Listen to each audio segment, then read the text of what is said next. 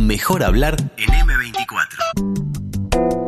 En el marco del Día de Acción Global por el Aborto Legal y Seguro, la organización Mujer y Salud Uruguay y el colectivo Gozarte se manifestaron este miércoles en las inmediaciones del Palacio Legislativo en defensa de los derechos de las mujeres. Ante la conmemoración, el Observatorio Nacional de Género y Salud Sexual y Reproductiva de MISU dio a conocer que en 2020, por segundo año consecutivo, los abortos legales disminuyeron, algo que desde el colectivo se asocia, entre otras cosas, a deficiencias asistenciales en el sistema de salud. El informe Aborto en Cifras, Datos de Uruguay al 2021 también establece que aumentó la mortalidad materna y aporta datos sobre la incidencia de la objeción de conciencia que pueden alegar las y los profesionales de la salud para no realizar abortos, aunque señala dificultades para acceder a esa información. Recientemente, la organización también publicó el documento Anticoncepción en Cifras, basado en una encuesta realizada en el primer semestre de 2021, que muestra las dificultades que tuvieron las mujeres para acceder a métodos anticonceptivos durante la pandemia. Para profundizar en la opinión de MISU ante estos indicadores y conocer su mirada respecto al funcionamiento de los servicios de salud sexual y reproductiva bajo la actual administración, mejor hablar esta mañana con su directora Liliana Brasinskas, a quien ya tenemos en línea. Buenos días, Lilian, ¿cómo te va? Hola, buen día, ¿cómo están? Por aquí, arrancando, ya adelantamos algo con Martín. Pero bueno, este martes, como decíamos, tuvo lugar en el marco de la conmemoración del Día de Acción Global por el Aborto Legal y Seguro. Estuvo esta conmemoración, decenas de mujeres se movilizaron a los alrededores del Parlamento. ¿Cuáles eran las demandas en esa instancia? Bueno, las demandas son históricas, ¿no? Y es que la salud sexual y la salud reproductiva forman parte de los requerimientos para una vida saludable y además son parte de los derechos humanos, y Uruguay desde el 2008 los reconoce como derechos y obliga al Estado a generar las garantías para su ejercicio.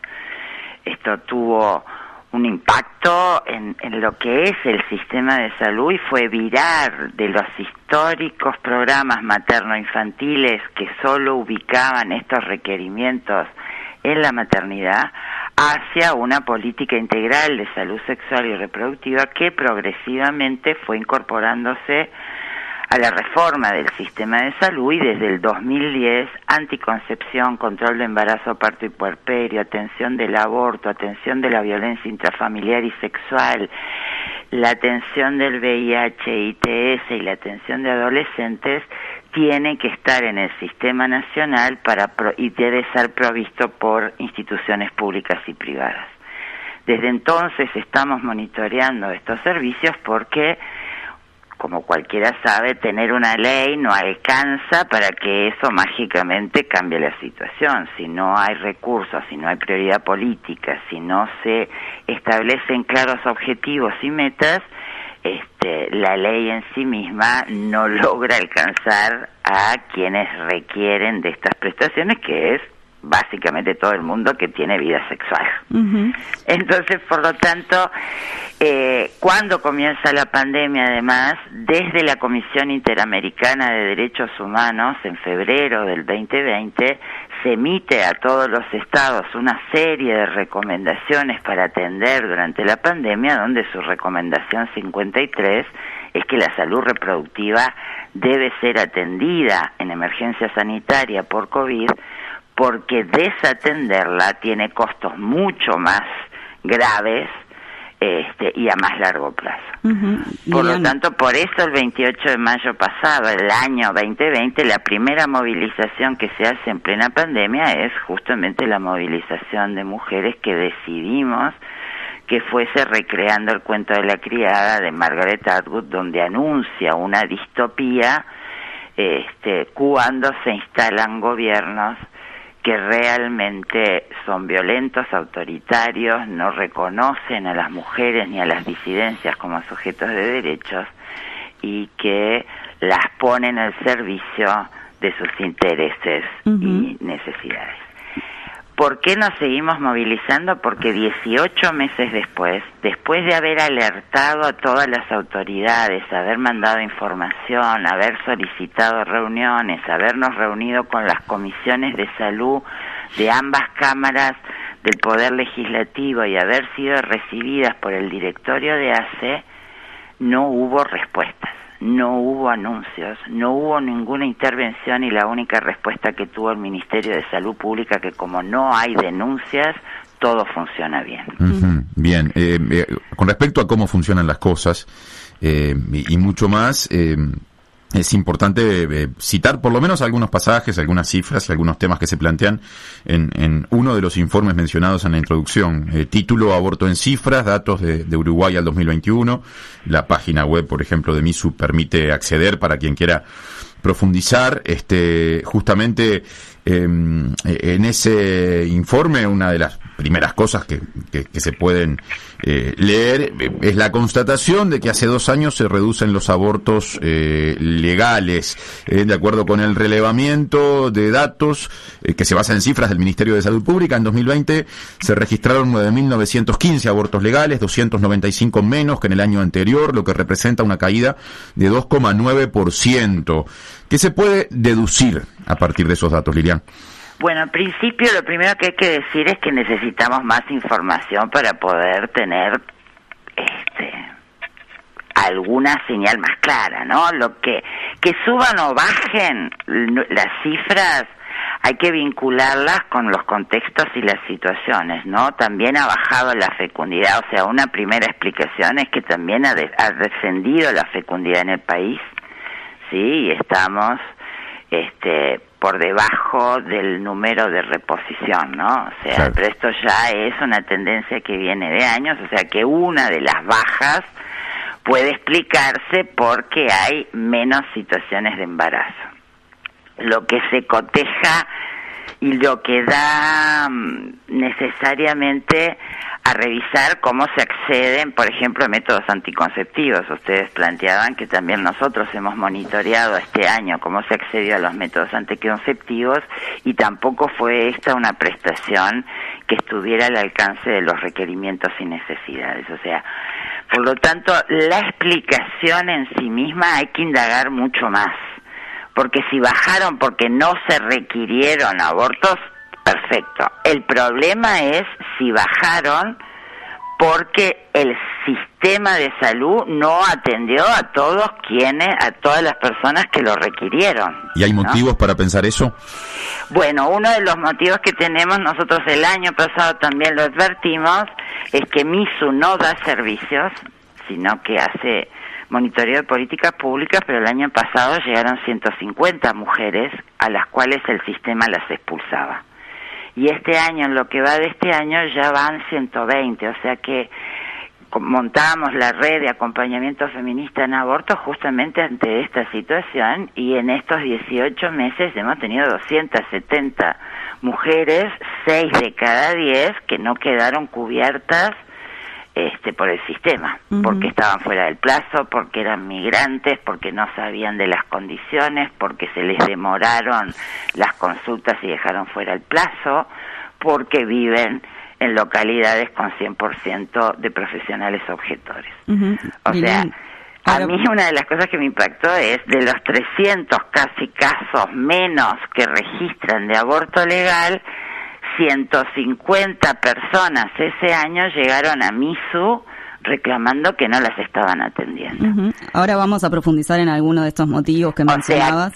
Solo para terminarte la idea, o sea que por lo tanto las fugas del sistema, lo que el sistema no respondió a requerimientos, es una respuesta posible de este descenso, ¿no? Que se registra en 2020, claro. En plena pandemia, además, que además hay que ver los datos 2020 en una situación de pandemia que, bueno, no voy a comentarlos, todos sabemos lo que ha pasado y por lo tanto no atender esta situación, una de sus consecuencias puede ser haber dejado descubierta a por lo menos 295 mujeres, ¿no? Otra cuestión que se observa en el informe es el hecho de que bajan las cifras de abortos realizados en ACE, en la administración pública, cuando hay más de 100.000 personas que, sin embargo, cambiaron su afiliación de salud de un privado al servicio estatal. ¿Qué opinión les merece? ¿Preocupa este hecho?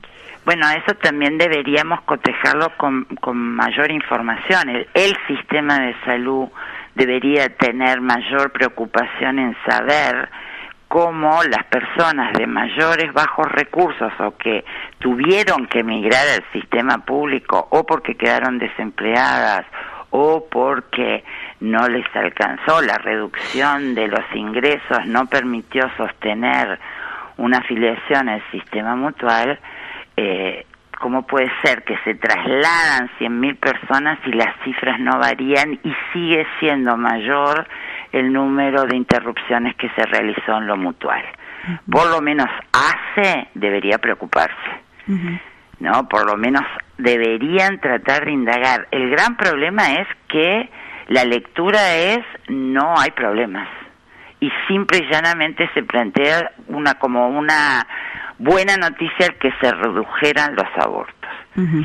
El tema es buena noticia para qué, buena noticia para quién. Si este descenso es porque hay más mujeres expuestas a la inseguridad, no vemos la buena noticia.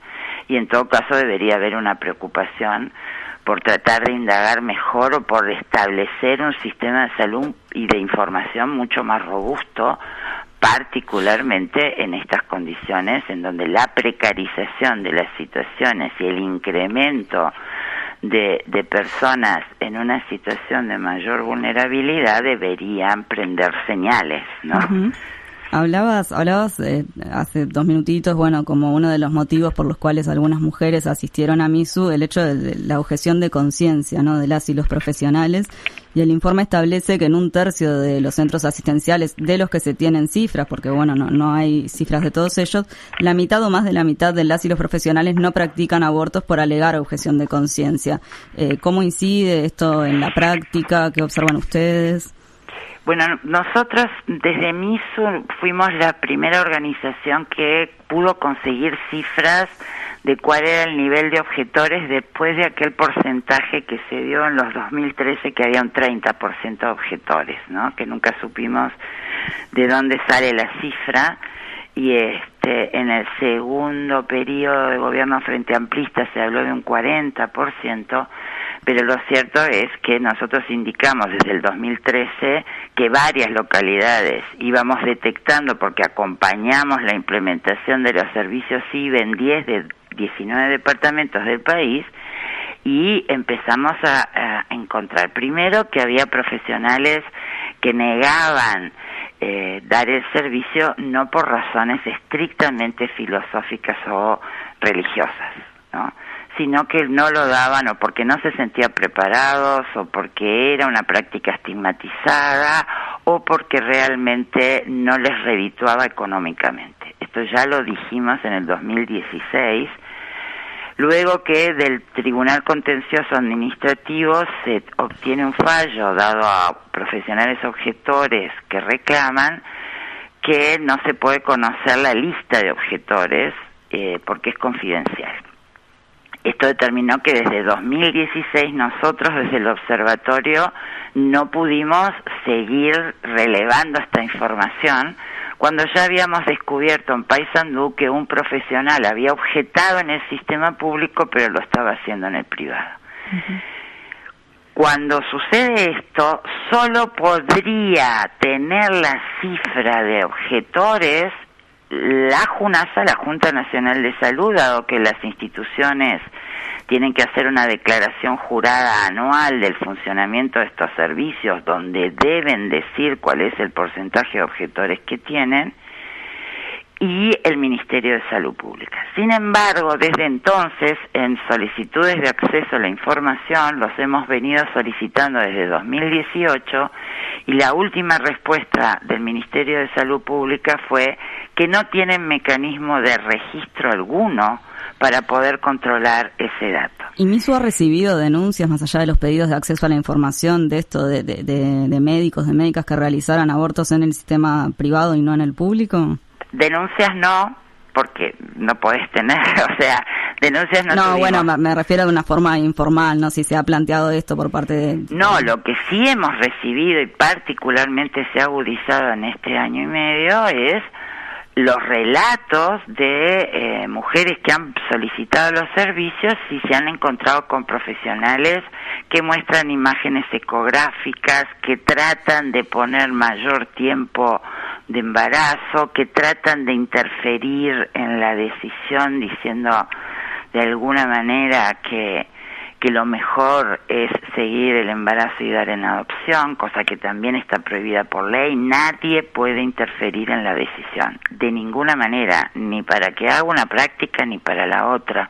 Esto fue lo que peleamos muchísimo, ¿no? Por lo menos para que esta ley, que es altamente tutelable, que tiene una fuerte presión en la manera que establece el procedimiento, porque el objetivo final de la ley es que las mujeres desestimulen de abortar, eso no sucede. Lilian, sí. También establecen ustedes en el informe que hay un 5% de los servicios de aborto que tienen 100% de objetores y objetoras. O sea, para decirlo más claramente, no hay nadie que pueda o que quiera practicar allí un aborto, y esto en algunas localidades enteras del interior implica que no hay en la localidad una persona que pueda practicar un aborto, con las consecuencias que eso genera en las mujeres potencialmente usuarias o que quieren realizar una interrupción del embarazo voluntariamente. ¿Hay alguna región del país o hay zonas en las que esta problemática se presente con mayor crudeza?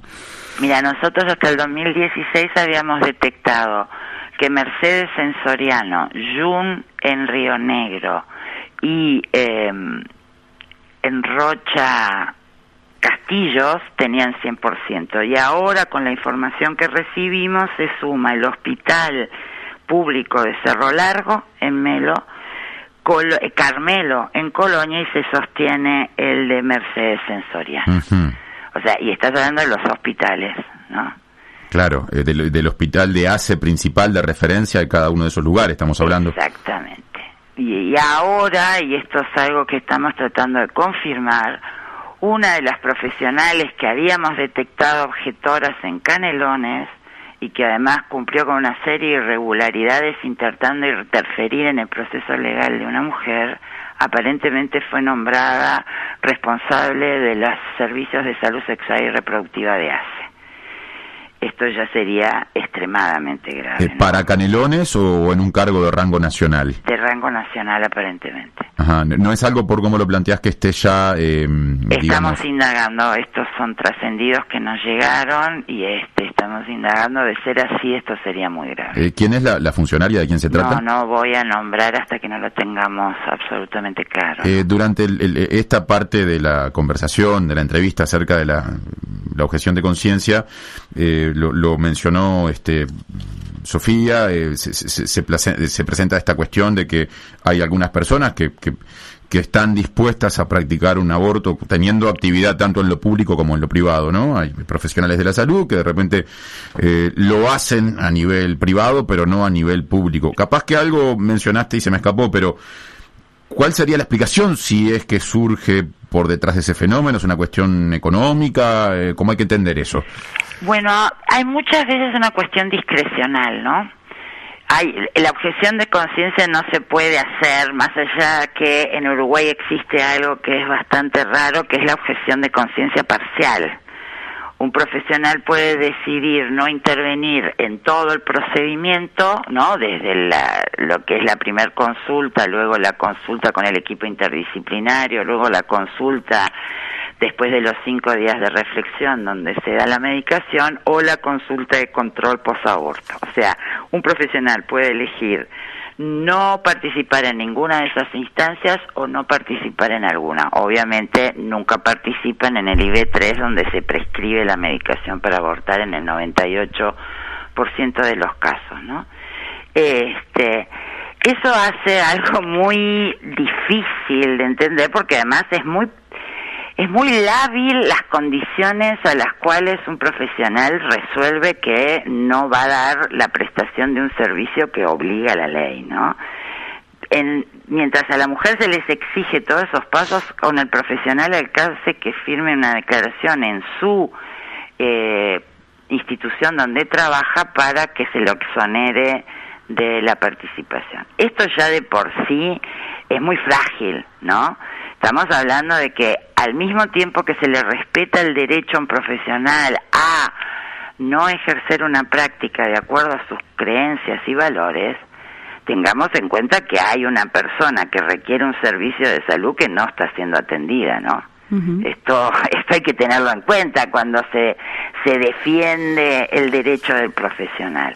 El problema es que el sistema debería ser mucho más riguroso, el Estado debería ser mucho más riguroso con controlar que quienes rechazan dar este servicio lo hagan realmente por razones de conciencia y no por otros motivos, porque el costo no los pagan ellos. Bien. El costo lo paga la persona que no es atendida por el sistema de creencias del profesional. Esto ya en sí mismo debería meritar una reflexión, ¿no?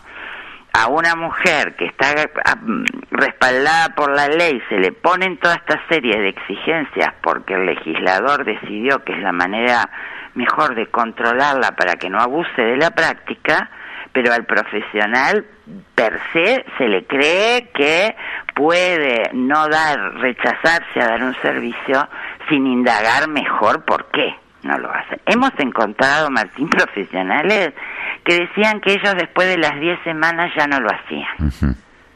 Y esto es como insólito, pero como eran los únicos profesionales de la región, de esa localidad, que estaban dispuestos a hacerlo, los proveedores de servicio lo autorizaban. ¿Y quién pagaba el precio? La mujer que caía en esa localidad fuera del plazo que esos profesionales arbitrariamente decían que no lo hacían, y es ella la que debería ser trasladada a otra localidad y muchas veces a Montevideo. En el sistema público hay un beneficio para cualquiera, que vos podés, no importa dónde estés, recurrir al sistema público para hacer la interrupción. Si estás en el sistema mutual y vivís en el interior y tu mutualista, como ha pasado también en Mercedes Soriano, no tiene ningún profesional disponible, te mandan a Montevideo. Bien, Liliana. Pero si vos estás afiliada a esa institución y vivís en Montevideo o cualquier otra, no te lo hacen en Montevideo, tenés que ir hasta tu localidad, corroborar que no hay profesionales y luego te vuelven a mandar a Montevideo. Liliana, costo, traslado, tiempos, ¿no? Yo creo que la objeción de conciencia y la objeción de ideario siguen siendo hoy un obstáculo en la implementación y que debe ser mucho más controlada, y además establecer sanciones y fiscalizaciones, porque las arbitrariedades son impresionantes, ¿no? Y después las mujeres no quieren denunciar, y esto también nos lo han planteado en muchísimas oportunidades, no quieren denunciar al servicio porque ahí se atienden con toda su familia y tienen miedo a que hayan represalias. Por eso no hay denuncias, ¿no? Quedan claras las complicaciones que se presentan a lo largo y ancho del país. Si nos aguardás, vamos a una breve pausa y ya volvemos contigo. Perfecto. Seguimos en Mejor Hablar con la directora de Mujer y Salud Uruguay, MISU, Liliana Brasinska. Gracias por aguardarnos.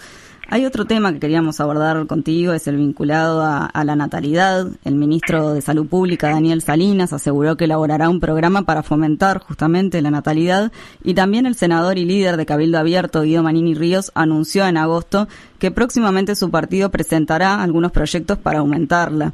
Nos gustaría invitarte a escuchar un audio de la exposición de Manini justamente durante su intervención en la Cámara Alta al presentar esta iniciativa.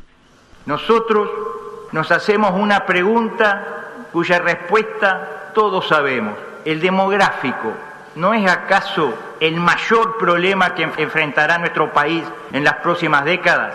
Hay solo una forma de cambiar esta situación, y es aumentando los nacimientos en nuestro país. Y esto requiere de políticas de estímulo, incentivos económicos reales.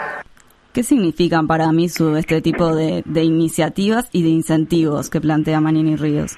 Es la explicación de por qué hacemos la movilización del cuento de la criada.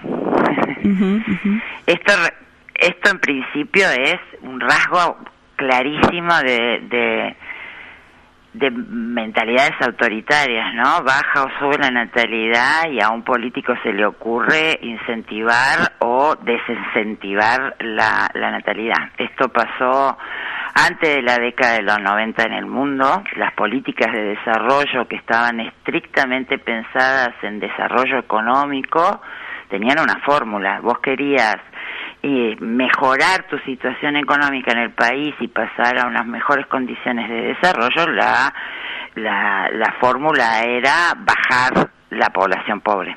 Uh-huh. Y para eso se llevaron adelante en el mundo, y lo denunciamos en la Conferencia de Viena en 1993, políticas de control de natalidad, donde esterilizaron masivamente a mujeres pobres, indígenas y afro, uh-huh, en el mundo y en América Latina. Uruguay, como tiene hecha su transición demográfica desde principios del siglo XX, hasta 1994 pensó que Uruguay no tenía problemas de población, porque solo se entendía que población era cuando tenías mucha población, y mucha población pobre. Por lo tanto, nunca entró al debate de las políticas de población hasta que en 1994, en la Conferencia del Cambio de Cairo, se cambia el paradigma. Y ahí se plantea, con una fuerte presencia del movimiento feminista internacional, que no hay desarrollo económico que arrase con los derechos humanos de las personas. Incentivar, esto ya pasó en la dictadura, ¿no? O sea, que este relato de Manini ya no lo tuvimos en el año de la natalidad, durante la dictadura, donde justamente era esta misma lógica. Hay que incentivar la natalidad en el país, por lo tanto incentivémoslo con un subsidio por hijo. ¿Quién tuvo esos hijos? El tercio más pobre del país. Porque justamente es pensar que los cuerpos de las mujeres solo deben activarse o desactivarse de acuerdo a intereses económicos. Eso, afortunadamente, no pasa más desde que vos podés garantizar mayor nivel educativo en las poblaciones y particularmente en las poblaciones pobres. El mejor método anticonceptivo es tener nivel educativo y otros proyectos de vida, y la maternidad no como destino ineludible. En el mundo ya se ha sabido que los subsidios solo realmente terminan siendo además una nueva causa de violencia intrafamiliar y sexual. Así como es la explotación, trata y tráfico, que afecta fundamentalmente a las personas más pobres, si vos incentivás por hijo un subsidio, no faltará quien embarace a las mujeres para cubrir ese subsidio. Esto ya sucedió. Pero además estos subsidios no son para toda la vida. Estos subsidios no garantizan lo que es traer un hijo o una hija al mundo, que es una responsabilidad para siempre, ¿no? Porque vos adquirís la responsabilidad de realmente acompañarla en la larga fase de maduración que tenemos los seres humanos, ¿no? Y entonces, por lo tanto, solo es concebible este tipo de declaraciones si se cree que efectivamente las mujeres somos solo un reservorio fecundable. Uh-huh. No, o sea, acá lo que hay que entender es, Uruguay ha logrado llegar a, de alguna manera, revertir lo que se ha planteado como la doble insatisfacción reproductiva. Mujeres pobres que tienen más hijos de lo que desearan, y mujeres de nivel educativo alto donde terminan teniendo menos hijos de los que querrían, porque no pueden acompasar vida productiva con vida reproductiva. Y ese segundo problema que planteás, es decir, el de las mujeres que en un marco de maternidad como posibilidad, nunca como obligación, quieren ser madres y por H o por B no lo hacen, para empezar, porque pueden tomar la decisión y entienden que no se dan las condiciones. Ese problema, ¿cómo se debería atacar? Bueno, no se subsana con subsidio. Ajá. Se subsana con un fuerte y potente sistema de cuidados. Fuerte y potente sistema de cuidados donde se entienda que la responsabilidad de la socialización y la garantización de derechos de niños, niñas, adolescentes y jóvenes es responsabilidad de la familia, del Estado y del mercado. Esto ya lo hemos dicho desde hace muchísimos años, ¿no? O sea, para vos podés compensar esto, y ahora en pandemia quedó más que evidente el peso que tiene el sistema de cuidados cuando vos además tenés que vivir con reclusión, ¿no? O sea, en cuarentenamiento. Todos nos quejamos hoy de lo que fue la recarga de las tareas domésticas, las tareas del cuidado, ¿no? En esto de que había que quedarse en casa. Por lo tanto, solo esto es concebible. Justamente, nunca pensamos que hay un dato por ahí, y es que lo que ha bajado es la capacidad fecundativa de los varones. Ya hay algunas investigaciones ahí. ¿Cómo es eso, perdón? Que los varones, en el mundo aparentemente los varones han perdido capacidad de fecundar. O sea que muchas veces, siempre pensamos en cómo pasa esto, y lo que activa automáticamente es cómo vamos a incentivar o no que las mujeres tengan hijos, pero nunca pensamos en la reproducción como un fenómeno social, ¿no? Donde por un lado, en los datos de anticoncepción seguimos viendo que los varones no sienten la responsabilidad de controlar su capacidad de fecundar, ¿no? Y por lo tanto no tienen siquiera ni conciencia que deben protegerse en las relaciones sexuales, hasta por las infecciones de transmisión sexual, no para controlar exclusivamente la reproducción. Pero cuando baja la natalidad, las únicas que se piensan son en cómo vamos a forzar que las mujeres tengan más hijos. Esto es brutal, ¿no? Y además cuando vos ves quién integra el grupo de trabajo que convocó Salinas, son todas personas que estuvieran históricamente en contra de la agenda de derechos sexuales y reproductivos, y que realmente consideran desde su concepción religiosa que cada hijo que Dios te manda hay que tenerlo. Ahí estás refiriéndote a un grupo de trabajo integrado por legisladores y legisladoras de la coalición de gobierno, o a otro ámbito. No, ese es hasta ahora el único ámbito que hemos conocido, ¿no? Bien. Porque la Comisión Sectorial de Población y Desarrollo, de Participación Interinstitucional, y donde las organizaciones sociales teníamos también presencia, cesó en 2019 y hasta ahora no sabemos si se ha convocado. Sí, en ese grupo de trabajo está Dastugue, ¿no? De los grupos evangelicalistas del Pastor Márquez, que tienen representación parlamentaria. Diputado del Partido Nacional. Sí, está Rosselló del Partido Colorado. Hay una diputada del Cabildo Abierto que ahora no... Silvana Pérez Bonavita. Exactamente, y ahí está, creo que Iván Posadas del Partido Independiente, y hay otro integrante del Partido Nacional. Juan Martín Rodríguez del Herrerismo. Sí, es decir, ustedes tienen, o por lo menos están manifestando, una visión crítica de ese ámbito por su conformación. Bueno, ya de por sí es como la vieja coordinadora por la vida del 2013 que intentó derogar aborto, ¿no? 5 hombres y una mujer. En ese momento eran 25 varones y una mujer resolviendo sobre la autonomía y libertad reproductiva. Primero, la composición. Segundo, son todos, claramente cualquiera que lea algo de su trayectoria, cualquiera de estos integrantes saben que responden a los viejos grupos antiaborto, antieducación sexual, antimatrimonio igualitario, y que realmente en su concepción creen que la principal función de las mujeres es ser madres. Lilian, en el caso de la diputada Rosselló del Partido Colorado, si no me equivoco, tiene, no sé con respecto a cada tema que mencionaste, pero en general una postura distinta.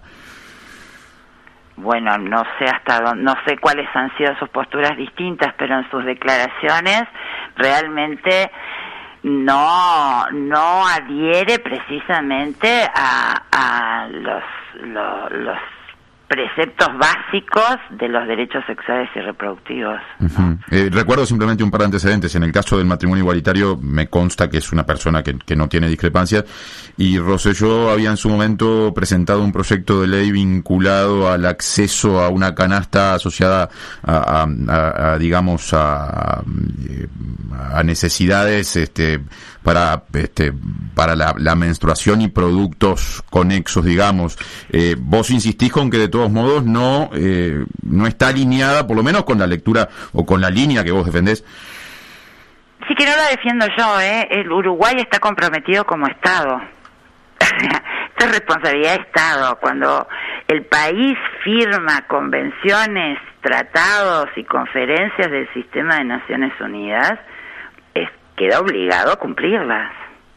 Y el Estado uruguayo es signatario y además ha sido impulsor, ¿no? Como de acuerdos regionales como el Consenso de Montevideo, que se firma en Uruguay en un evento de la Conferencia Regional de Población y Desarrollo organizado por CEPAL, que se realiza acá en Uruguay. Uh-huh.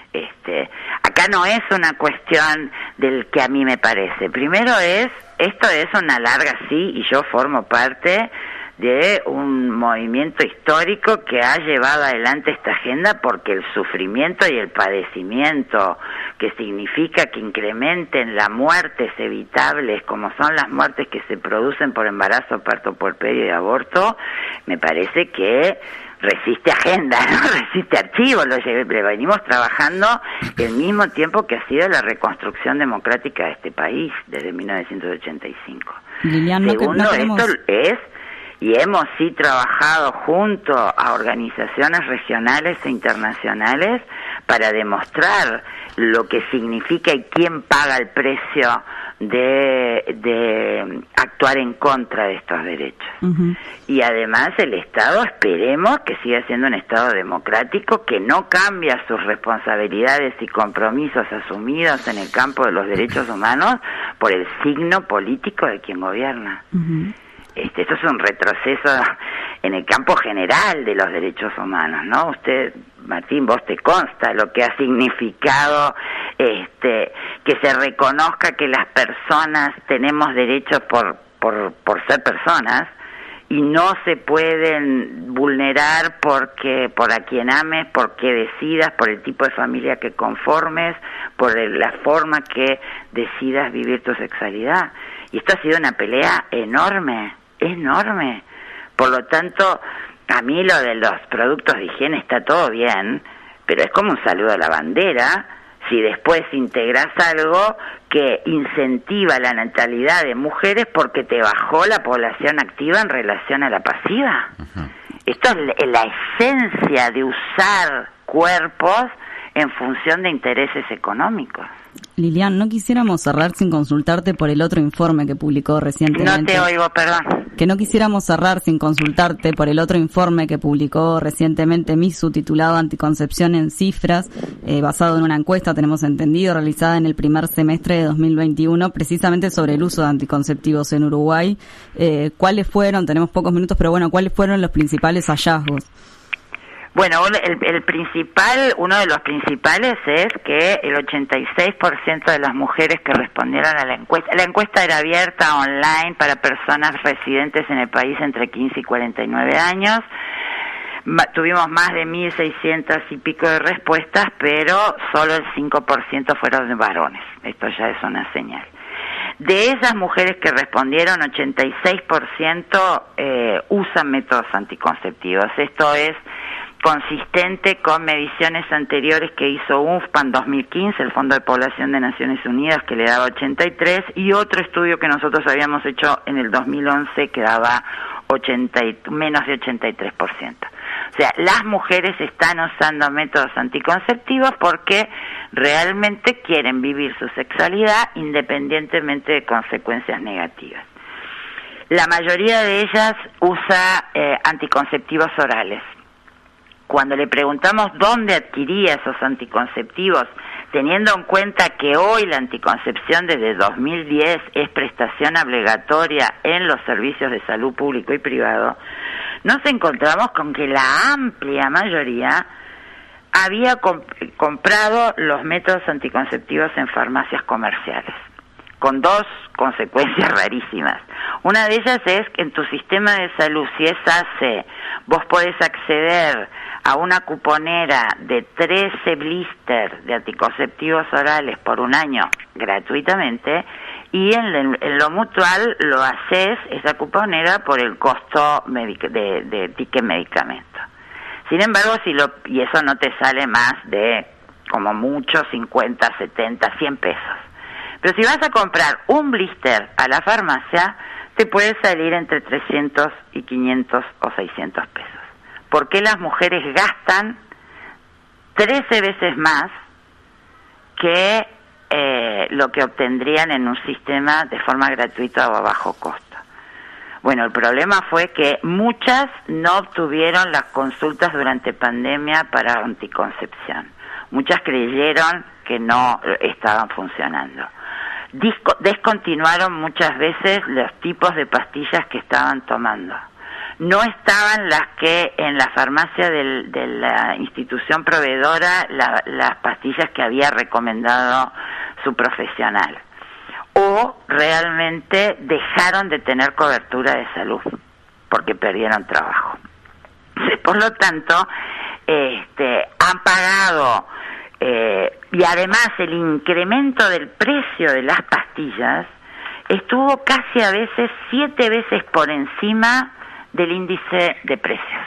Y nadie las controla porque no forman parte de la canasta básica y no es reportable al Ministerio de Economía y Finanzas el aumento de estos insumos. Uh-huh. O sea, y además la mayoría, la doble protección la garantizaban ellas porque tenían muy poca posibilidad en la negociación con la pareja de que él usara condón. Uh-huh. O sea, es una situación que da cuenta del debilitamiento de las campañas de promoción y prevención en este campo.